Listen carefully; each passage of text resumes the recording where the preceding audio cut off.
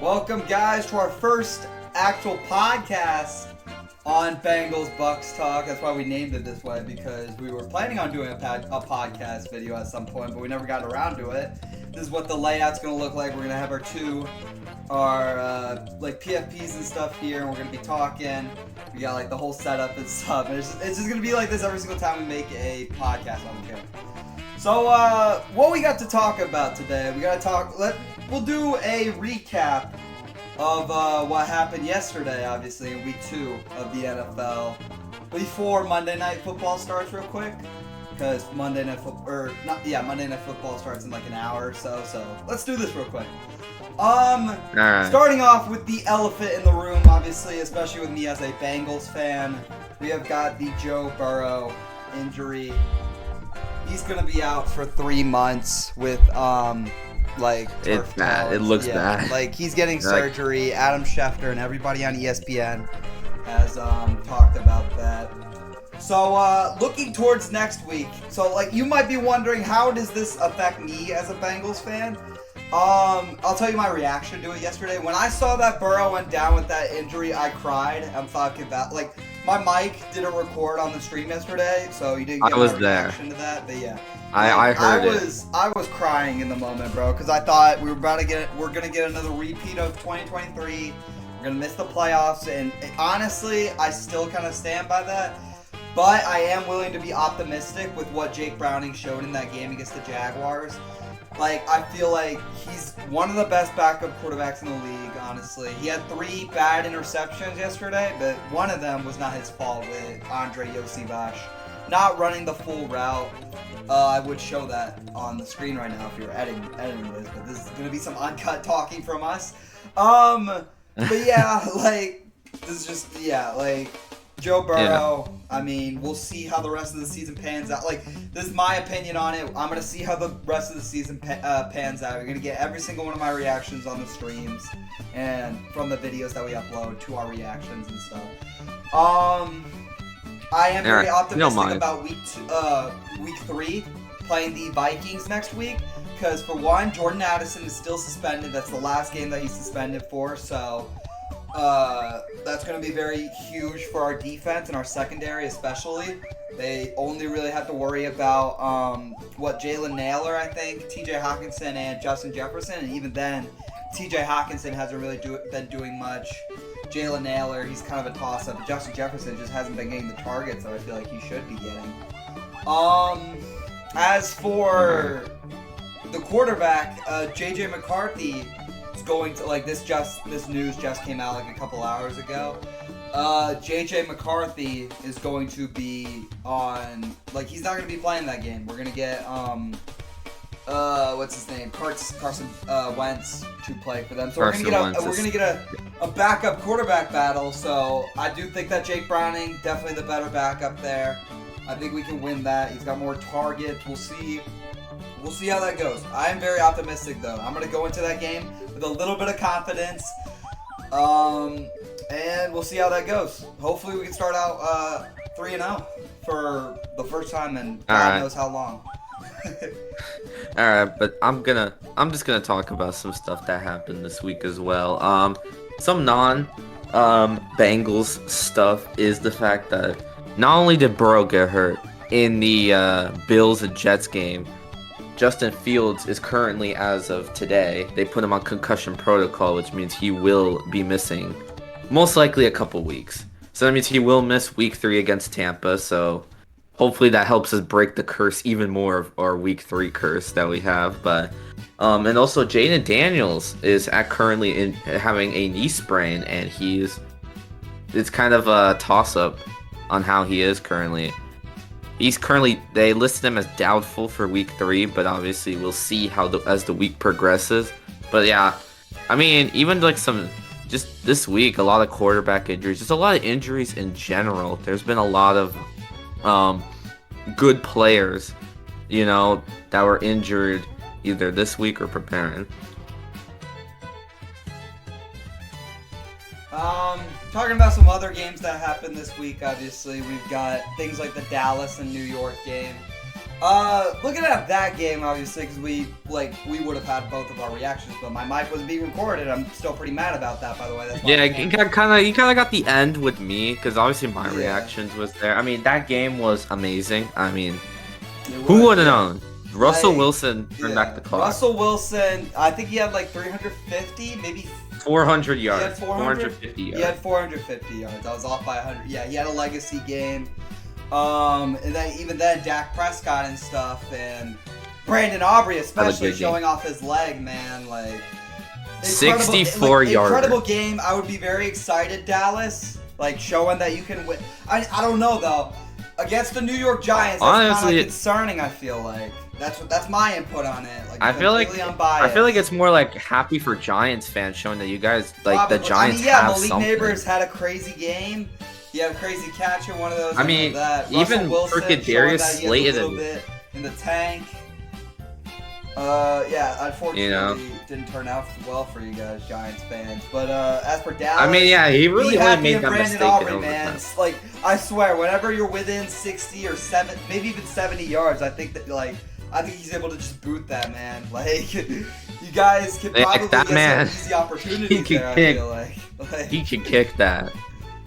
And especially with who's the returner? Javante Turpin or Cavante Turpin? Is that who it is? Yeah, like especially with how good his returning ability is, man. Like, I think you guys can really start capitalizing off of Brandon Aubrey's leg, man.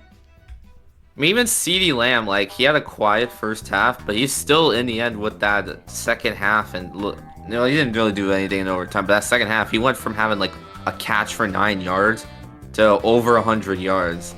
But yeah, even George Pickens is looking good too. Got that touchdown as well, and a couple good catches in overtime. So we'll see how the Lamb and Pickens duo does weeks later. But so far, it looks like Dallas, the offense-wise, is starting to click a little bit. But the defense is still currently the problem, and probably is going to be their downfall. But we'll see. Who knows? Maybe they get their shit together later in the season. You never know. Here's another game to talk about. We could do Miami, New England now. I would start panicking if I were you, Miami fans. Like, man. Dolphins fans, you guys have no defense. Yeah, no defense. Can't stop the Patriots and Drake May. Good offense. He had a really good game. Drake May had a very good game. Like, I know he had 2 rushing touchdowns. Definitely had a solid game. I think he had like 1 pick coming off of last week. Yeah, he had like 2. Yeah, he had like. Are you talking about Drake May? Yeah, Drake May. Yeah. He had like 230 and 2 touchdowns, and a rushing TD. No, he didn't throw a pick. Oh, good. Okay, so yeah, Drake. Yeah, if I were New England fans, then I would be very optimistic about Drake May. Definitely looking like one of the better quarterbacks out of last year's class. Obviously, JJ McCarthy looking like the outlier of last year's class. We'll get to that in a moment. But yeah, like, I mean, just an all-around good game for the Patriots. Like, winning it when it matters, like, sealing the win. You guys were controlling, I feel like, for most of the game in that shootout. I mean, I never really assumed that you guys were gonna lose that game. And yeah, as for the Dolphins, man, Mike McDaniels, God, he's gotta go, man. Did you hear the post-game interview, bro? Like, he said, like, we gotta win when it matters, because when you win, or some crap like that, bro. It's bad. Well, I'll say this, like, this was a case, because last week it was on, the offense. Tua looked terrible, we all know that. But this week, it definitely was the defense. They couldn't really, get that stop. I mean, Tua was actually playing good. He was actually even throwing deep balls and everything. So it was looking good. I will not lie, but it's just, the defense. I mean, special teams too. I mean, they gave up, I believe, 1 or 2 return touchdowns in that game. That costed them. For sure. Going on to the, you know what? We just talked about JJ McCarthy and how he was looking in last year's class. Let's talk about him now. Coming off Let's talk about the Sunday Night Falcons Football game, golly, man, that was a snooze fest, that's for sure. That was a snooze. It was a defensive battle. Not really. When the only points up until the fourth quarter scored are field goals, I don't know if that's a defensive battle. I think that's shit. That is a defensive battle. Really? I don't know. I think it's just bad. That's I think it's just bad offense. I feel like. I mean, like, I know the Falcons got into the red zone multiple times. I guess the Vikings came up with the stops that they needed until finally the first touchdown was scored by AJ Terrell. But I mean, JJ McCarthy, he's got, Tyler Algier. I forgot. I knew it was the A for the last name. That's what I was thinking. Yeah. But I mean, I would be kind of concerned if I were you, Minnesota fans. Obviously, you got to play us next week, so I mean, and he's out right now, so not really much to be worried about for next week. I mean, JJ McCarthy, but for him as like your new franchise quarterback, I would start looking a little panicked. Maybe it's because this is his first season, like playing at a high level. Maybe, but I don't know. I think he's taking a lot of sacks, that's for sure. His offensive line isn't giving him much help. But then again, he's having these bad turnovers, I feel like. One of them was a pick 6 last week, obviously, against the Bears. But, I don't know. I don't think he's accurate. I just don't know. I don't think he's going to be able to pull this tank, especially if he doesn't start getting the ball to Justin Jefferson. Like, he has not been targeting him as much as he should be, I feel like. You have the second best wide receiver in the league. As a Bengals fan, obviously, I think that Chase. I mean, one. But I feel like you got to start talking. I'll say this about it.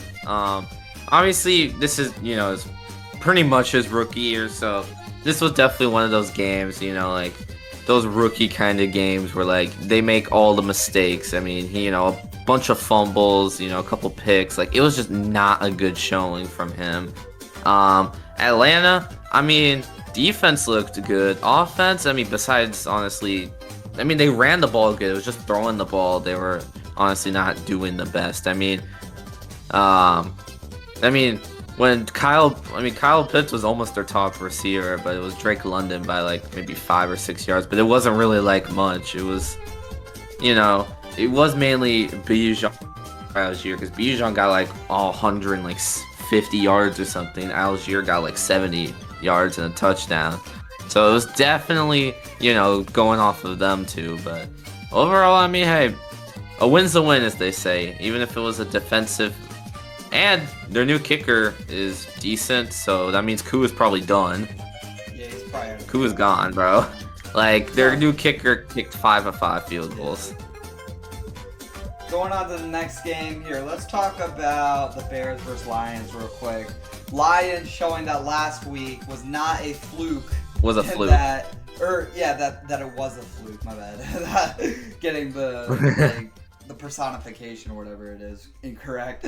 But yeah, like the Lions showing that they're here to play. They're not they're Super Bowl contenders, which in my opinion, you really need that in this state that your franchise is in.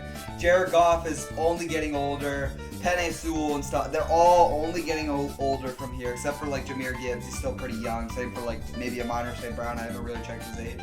But Aiden Hutchinson coming off the injury, I didn't see how he played because, I didn't have that game, obviously, on YouTube TV. But, I saw some of it. Taking it all out on the Bears, man. Dropping 50 on them, just making it look easy in Ford Field. I think, I don't know if it's that they took out all their anger on Ben Johnson for leaving them and betraying them, or if it is, something else. Maybe it really is the play calling and Dan Campbell is completely fine without him. It sure didn't look like that today. But, I would be very optimistic about this win. You did beat the Bears, and the Bears almost won against the Vikings the previous week. I don't think this discredits the Packers at all. I think this actually credits them more, and I do think that the Packers are still probably going to win the NFC South over the Lions. I think that NFC North. That's nothing. Getting too caught up in my thoughts right now. I think the Packers are going to win the NFC North, that's for sure. They're looking like the only legitimate contenders. I don't think, we got to see, I don't think 2 weeks is enough, because you have the terrible first week from the Lions, and then you go to this next week where they blow the Bears the hell out. So, I mean, I don't know. I think that the Lions, I think we need one more week out of them to fully give our opinions and say whether they'll make it to the playoffs or not. I do think that this is very good for, like, looking forward, though. I think that if the Lions continue to do this, they can definitely make a Super Bowl run this year. They really need that because I think that their window could close this year. Alright, but how I feel about this game, I feel like they dropped 50 for a couple of reasons. One was definitely because of Ben Johnson, but the other one was the main reason was because of how, you know, bad they looked last week. So they wanted to, like, obviously prove to people that, like, hey, we're good. We just had a rough week 1. And with the Bears buys, I mean, Roma Dunze looks good, I guess, but so far, like, I mean, I can't tell. I mean, Caleb Williams did make, honestly, a few bad decisions during that game, but overall, that game was just kind of bad. I mean, offense just couldn't do much, and the defense was just letting kind of Detroit just do whatever they want. Like, Amon-Ra had 3 touchdowns, and, I mean, like, the running game looked amazing in that game as well. I mean, like, for just Detroit, everything clicked. You know, defense was good, offense was amazing. Like, not much to say. They kind of executed everything perfectly. And then for the Bears, it was just offense. I mean, there was a few points where they looked good, but obviously, like, that was like early in the game, and then obviously by the even honestly by the halftime, it was kind of over. But honestly, by the third quarter, it was like over. So that's how I felt about the game. I mean, good statement for the Lions, definitely, like Funda said, showing that they're still contenders. Definitely want to see how they do against, you know, a better opponent, which will be, you know, next week. So we'll see how they do on that, and if they play well, and especially if they win that game, I feel like this will show that, like, the Lions they're still them. They're still them, and that they're gonna be still contenders in the NFC. One of the other crazy shockers, let's get on to this next game. The Colts versus Broncos, man. I mean, what is there to even say, bro? No, I don't think anybody could have seen this coming, like, with a pure, like, crazy mind, bro. The Broncos, with one of the best defenses in the league, got diced up by Indiana Jones. Indiana Daniel Jones, man. Like, this man is insane, bro. Whatever they are giving him over in Indy is insane, bro. Like, honestly, I think that's all I gotta say, bro. Daniel Jones is going crazy. Like, Jonathan Taylor is still balling out. Like, but I think it's Daniel Jones the most, man. Like, he's doing it with Michael Pittman Jr., Alec Pierce. I don't even, like, is that their wide receivers 2 and 1 and stuff? Like, I don't know who's over there in Indy, man, but, like, he's showing that, like, Daniel Jones is showing that he's here to do this all day. And honestly, I'm kind of here for it after how much suffering I feel like that franchise has been going through in these these recent 6 years or so. Something's going on over there, man. Like, this could be the Commanders of this year, the Indianapolis Colts. Like, you see weird quarterback signing or whatever, like a weird draft pick or something, and somehow they just end up making it to the playoffs, man. Like, this could go crazy, man. Like, Indiana could really be, like, they could go on one of those Cinderella runs this year, bro. Or they could pull a Saints and they look good for these 2 weeks and then they completely fall off. We'll see how that goes. I think we give it another week. Alright, but yeah, how I feel about this game, I mean, I don't blame, like, Bo Nix. I mean, he had, like, 1 pick, but honestly, he played an amazing game. You know, he had, like, I think 300 yards and a couple touchdowns himself. But it was definitely the defense. I mean, they couldn't stop the run. I mean, Jonathan Taylor, I think, had 200 total yards by himself. And then freaking Daniel Jones threw for 300 yards. Like, that is insane. Like, yeah, also you don't win game. And honestly, they would have won this game even with that stat line. But the I forgot who, but literally on the final kick of the game, leverage, he used the Colts, like, lineman to push up to try to block it. If he didn't do that, honestly, they would have escaped. They would have gotten the win. Instead, that penalty killed them. Made it from like a 60-yard field goal to a 45, and then the kicker just drilled it. But overall, I mean, that doesn't put away like how. I mean, yeah, like both teams still played great. I mean, like Denver with that defense shouldn't have even put themselves in a situation where they had, where it was just a field goal attempt away from losing. They should have. How it is. I mean, we'll see if they bounce back. I do think next week Denver probably might bounce back, like defense-wise, offense. I mean, offense looked definitely better than week 1. Like I said, Bo Nix definitely had a great game.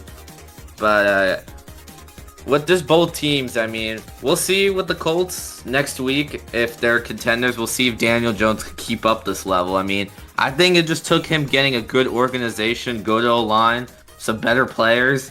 No, if I'm not saying the Giants have no players, but like I say some of the Colts players are better, and I think that's in the end what's helping him become a good quarterback. For sure, man. What other games do we got here? We can go to Cardinals-Panthers, actually. One thing that I noticed the most out of this game is Bryce Young, man. God, like, he is showing how inconsistent he is. I'm not gonna lie. God, bro. Like, I mean, coming off of last week, he had a terrible game, overthrowing receivers. I think he had like 2 interceptions, I believe, something like that. I know he had a too. He had 1 touchdown, 2 picks. Yeah. So coming off that game against the Jaguars last week, and then going against the Cardinals, who actually have the better defense, I feel like, out of the Jaguars and the Cardinals. He just like dices it up, but it's just not enough to get the win, man. I feel like that's how it's been for Bryce Young's whole career, at least last year. Especially against that one Buccaneers game last year where he diced up the defense in Carolina, and Chuba Hubbard fumbled it in overtime, obviously, to pretty much give the Bucs the win. I mean, it was games like that, and like the Chiefs game too. Things like that happen. But like, yeah, it's things like that like I really do think that he like.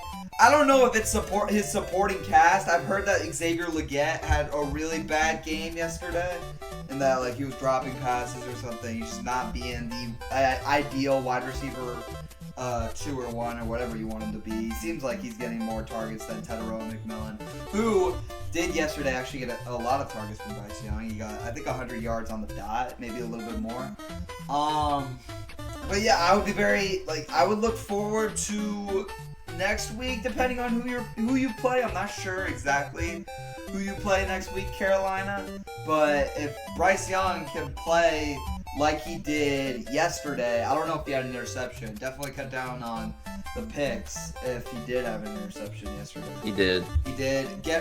I think if you can minimalize it to 0 turnovers and you ball out like that, I think Bryce Young could secure the first win, go 1-2 next week. We'll see.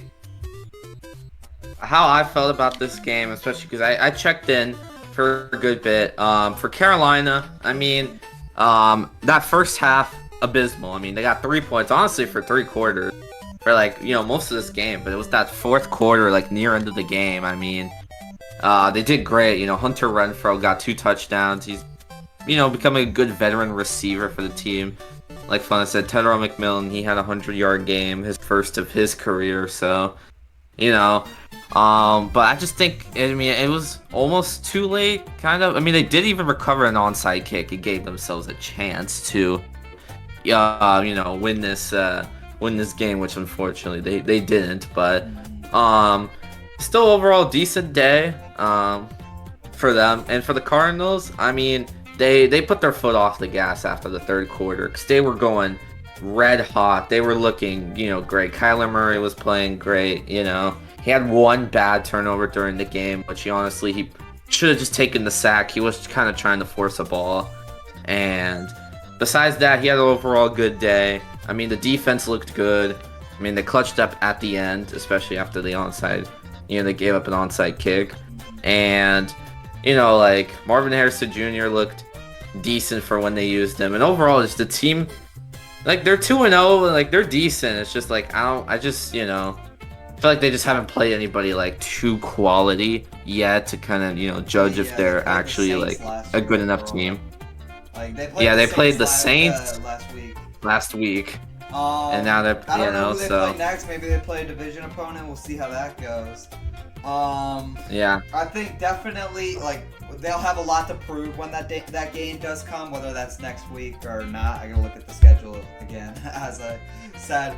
But yeah, I think Arizona does have a little bit to prove for us to like start like praising them for all their work at 2-0 especially.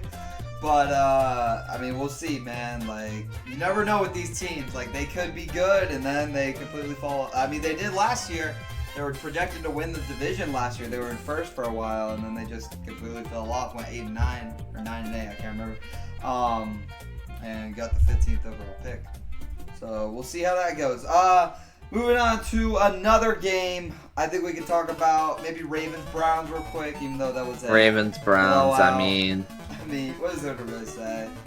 I mean, I'll say this. Ravens, I mean, the offense-wise, they looked good. I mean, after the slow start, Derrick it took Henry them towards more of the... He didn't have a good game at all. Okay, yeah, Derrick Henry didn't. I'm more like the pass game. Lamar in the passing game was decent. I mean, the Browns, yeah, Derrick Henry legitimately did kind of nothing that game, but they didn't really need him to do anything that game. I mean, yeah, they blew him the out Browns all defense, around.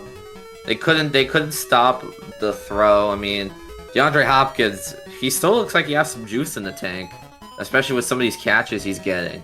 But I mean, he had back-to-back weeks with a really good catch, and overall, Ravens look fine. Defense looks solid. I mean, yeah, again, they were going against Joe Flacco, and so I'm not expecting much. And like with the Browns, I mean, the Browns, nobody was expecting them to win.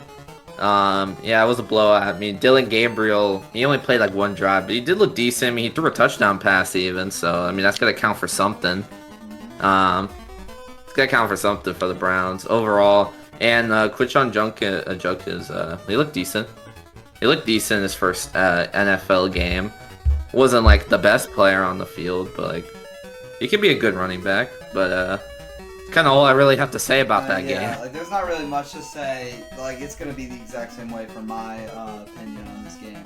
I mean, that one Dylan Gabriel, it was Joe Flacco. That one, I think, like the Ravens tried to make a play on it, but then it went through his hands or something for the pick. And then it was caught by Cedric Tillman for that touchdown. That was a good, I don't think that was a good play by Joe Flacco. I think he only looked good last week because he was going against the Bengals defense after all. I mean, let's be honest, I feel like anybody, Trevor Lawrence was looking good against our defense. I mean, nothing to really say, just the better team beats the worser team. That's just kind of how it is. I will say the pick that Joe Flacco had, that was a bad one, I think. I think he threw a pick. I thought he did, right? He did. He tried to chase Nate Wiggins down. Yeah, he tried, but he's too old for that. Yeah, he's too old. He can't catch up to him, especially when Nate Wiggins runs like a 4.4 or something. I think it was a 4.42 or something. I mean, I give him points for trying. But I mean, yeah, that's dedication. But I mean, yeah, Ravens just beat the. I do think that the Browns might have a chance in the second time that they go around. The Ravens breaking their streak of I thought they lost in week 2 last year too, right? Well, no, 2023 I meant 2023 and 2022 I thought they lost in week 2 as well. I mean, I feel like they don't really have a good record or good relationship with week 2, especially after the loss to the Raiders last year. We'll see how Baltimore goes from here. I think they're gonna have a lot of momentum from this game going into next week. I mean, it's week 2. That's how most of these teams are gonna go. It's just gonna be, we'll see, man. We'll see. We'll see if these guys are contenders or not. I do think that the Ravens are surefire contenders, especially after the Sunday night masterclass that they put on last week. I wouldn't be too worried, Baltimore. I mean, obviously you got us in the lead right now, but we haven't played a real contender yet. We played the Jaguars and the Browns. This 2-0 record probably shouldn't even be here for the Bengals right now. But Whatever. I'll take the first place in the AFC North. You guys gotta fight back. I mean, maybe we can talk about one more game. Yeah. Here. The Seahawks. Yeah, Seahawks Steelers. That's a big win for the Seahawks right there, man. That's a huge win. All right. That's for sure. I'll say this. Yeah, I'll say this about the game. All right, I'll start it. All right. So for the Seahawks, I mean, Sam Darnold. Yes, he had 2 picks. One of them, honestly, that one was just a tipped pass that got intercepted. But the first one, yeah, that was maybe not the best throw. But overall, he had some good throws. He had that good touchdown pass. Kenneth Walker looked really good against that Steelers defense, and Cooper Kupp got way more involvement than last week. Last week he had 2 catches, and meanwhile this one he had like 5 or 6. So he's getting a little bit more involved.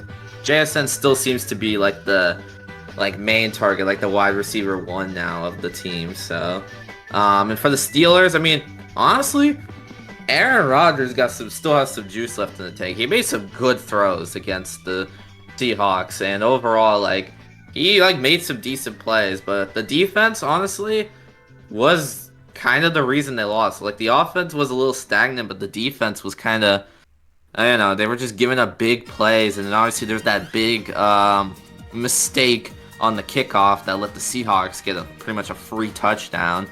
That guy. There's a chance he's probably getting cut tomorrow. Who knows? But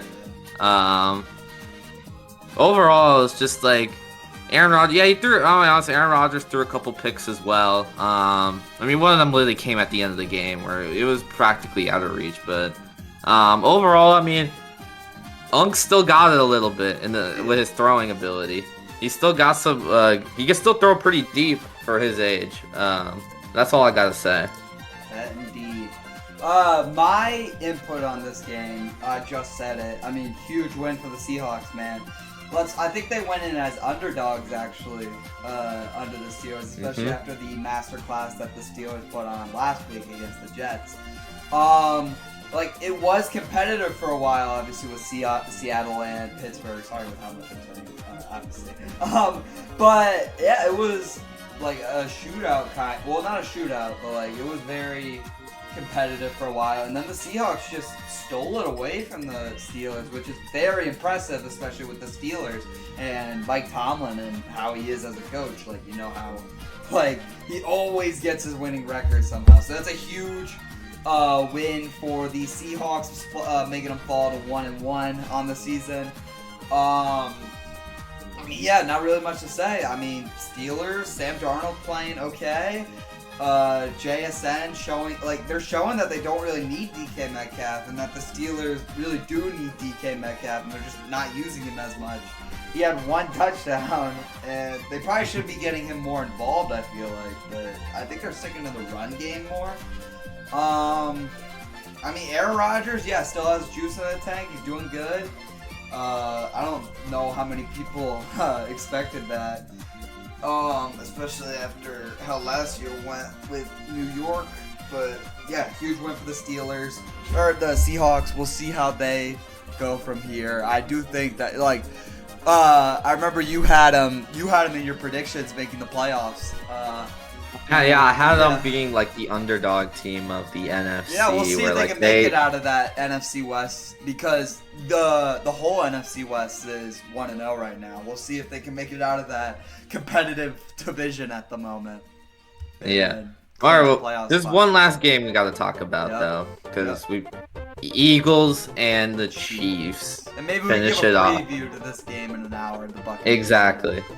These routes. All right, so I'll start with the Eagles and Chiefs. What I thought about, Eagles, they played the run game. They didn't have to do too much. Obviously, Jalen Hurts, passing-wise, really didn't do much. It was mainly him running the ball, and Saquon just kind of... it was definitely a little bit more of a defensive game than some people wanted, but that's how it went. And Eagles defense made some good plays. That interception in the third and goal, even though it was mainly a Kelsey drop, but still interception that made the Chiefs get 0 points. And overall, just good good plays on defense, except for kind of like at the end, but that was already like garbage time pretty much. And for the Chiefs, I mean, Mahomes looked okay. I mean, he had that one deep touchdown. That was definitely like his best moment. But even like on that drive, he had a guy wide open. Same guy got the touchdown, and he missed him completely. And I don't know, it just feels like Mahomes is kind of starting to slow down a little bit. Maybe teams finally, I think teams probably also read him, but I think overall, like, he's just making like simple mistakes. I mean, he's doing decent, like being able to like, scramble and run. He had that truck against that one defender on the Eagles. That was pretty good. He got that rushing TD, but overall, just like the team itself is just, I mean, they're 0-2 for the first time in the Mahomes era, and Andy Reid, I think the only time he went 0-2 was like while on the Chiefs was like his second season, and so we'll see. Then maybe this is the fall of the dynasty, but we'll see how they bounce back. I mean, I think within this next week or two, they're definitely getting a win. They're gonna be angry, especially because like their first two opponents were decent. I mean, the Chargers. I mean, most people still had the Chiefs winning, but the Chargers, pulled off like a good game against them, and honestly most people had the Chiefs losing this game. But overall, I mean, both defenses look decent. Eagles, they need to start getting AJ Brown more targets because he's barely doing anything. They just need to pass the ball more. I mean, like Jalen Hurts has been running it all the time. Like, that's just how I feel like their offense is gonna be I think that's how it's gonna be for the rest of the season, man. I think I don't, correct me if I'm wrong, I thought they got a new offensive coordinator in the offseason actually. And I don't know. Like offensive coordinator, whether it's the same one or not, has been sticking to the ground way more, obviously. I mean, Saquon is getting all the touches, it feels like. And if it's not AJ Brown, or if it's not Saquon, then it's not AJ Brown. It's actually Devontae Smith or Dallas Goedert for some reason, or Jahan Dotson. I don't know why. Or it's a run by Jalen Hurts. Like, that's just how I feel like this offense is gonna be. I don't know how good AJ Brown is gonna be for like fantasy and stuff this season. I think that they'll definitely stick to the run. They're good. One thing I did notice out of yesterday's game is they're definitely abusing, like, for lack of a better term, and just for how deeply I hate the tush push. They are abusing the tush push hard, man. Like, using it in like on normal 4th and 1 conversions, that's not cool, man. I can understand 4th and goal, but using it like 4th and 1 in the red zone or something, or like past midfield, that's so lame, man. Or like even in your own territory, I think they ran a tush push play. I can see why the Chiefs got upset. I really can see another call for it being banned again after this game. Like, I think the Chiefs players were very upset by it, and honestly, I would be too. I mean, you can't really stop it in any way. I think it's like unable to kind of be stopped without you getting an illegal formation, because I'm not sure. Like, I don't know. I'd have to look at the rules, but like with how the defensive playbooks are, I just feel like you can't really stop that, and I do think that it's definitely. I think it should be banned this year. All right, that's if you don't, my stance on it, but I think it should be banned. All right, if you don't mind me butting in, I will say one thing though. I've seen footage, and I don't know. Obviously, it's hard to see like as a ref like in time, but apparently, yeah, there were false starting, like the right? Eagles. Yeah, the Eagles were apparently like on certain tush pushes, like the lineman would go a second or two before like the center snaps it, which would be considered a false start and should be a 5-yard penalty. But obviously, with how the play is, it is very hard for a ref to see. So like, I understand, obviously, like the call not being made. Greedy with it. That's really what it feels like. Like, they are. I mean, yeah, the Eagles getting too greedy with it. Like, because usually, the like, Eagles you would only see it be ran at the goal line, and now it's being run on normal 4th down conversions. It's third and inches, weird, 3rd and 1, 4th and 1. Like they just do it on. I don't know how you can allow that, bro. Like, I do think. I mean, it probably should be called to be banned again this year. And I think, like, I don't know if the Chiefs favored against it or in favor of it. If they did vote in favor of it, definitely I think they're going to vote against it, especially after how this game went. And probably some other teams looking at the footage from this game, they're probably going to vote against it. So we'll see how that goes. The Chiefs like, have that's the Giants. That's my input on the tush push and stuff as a play. And it was one of the most prominent things that I noticed from this game. As for the actual game, Chiefs will definitely pick up a win. We'll see, like, their playoff hopes are kind of in jeopardy right now, especially with the loss of their receivers. I mean, Rashee Rice is still suspended for a couple games. Xavier Worthy, I don't know exactly when he's coming back. I think he's got maybe one more week before he comes back. But I mean, Mahomes, he's trying to do everything out there. But Travis Kelce, I mean, not making it much easier for him. Obviously, he dropped the ball into a interception for the Eagles and kind of cost the game. By the way, he was seen mad on the sideline after that happened. I don't know. No, I remember it was after the Eagles had won. He got mad on the sideline because he was like tired of this. He was tired of losing or something, or like losing to this team. It's kind of. I found it ironic because he's the one that cost the game for the Chiefs. But, I mean, yeah, you have Mahomes at quarterback. I wouldn't be too worried, but I would definitely be worried about the supporting cast around him. Then again, you have played 2 back-to-back good teams. You haven't played your back. Still gotta play the Raiders after all. I think the Giants next week will probably win. Now going into our final game to talk about, this is gonna be either a prediction or whatever we want to call this right quick. Buccaneers and Texans in an hour. We could give our thoughts on that before, like our pregame thoughts, kind of, because we don't plan on streaming for another hour about, because it's 6:40 at the time of. Oh no, we got like 40 minutes though. It's 6:40 at the moment of recording this. But yeah, like, I mean, what do you think? If this is your team after all, do you think it's gonna win? Do you think they're gonna win? I mean, I think we could do it. I mean, the Texans defense, I mean, credit to them. They're good, okay? They got some good players, definitely. They're going to try and give us some problems. But I feel like the Bucs, I mean, Baker's a good quarterback. Mike Evans, it's Mike Evans. Emeka Egbuka last week showed that he's definitely NFL ready as a rookie. Bucky Irving is good. I mean, all the players, I mean, yeah. Tristan Wirfs is still out, so we are going to be doing kind of like what we did last week, where we moved our center to left tackle and stuff like that.